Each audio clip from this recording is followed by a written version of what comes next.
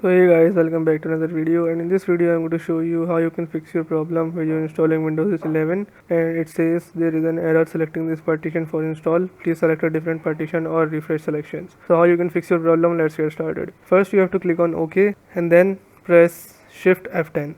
What this will do is this will open CMD on the same screen. Now here you have to type Diskpart and then type list disk, hit enter, then you have to type select disk 0 and then hit enter, then you have to type clean, hit enter, and after that you have to type exit, hit enter, and it will close CMD. You just have to select disk 0 and make it a clear partition.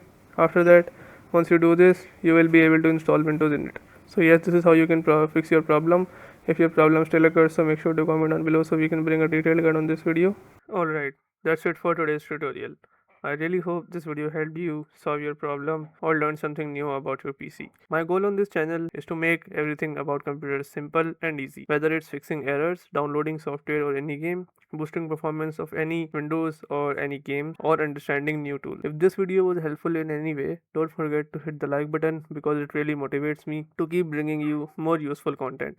And if you're new here, make sure to subscribe and turn on the notification bell so you never miss any future tutorials, tips, and PC fixes. Also, if you're facing any issues or have any questions related to computers, Windows, software, or anything technical, drop them in the comments.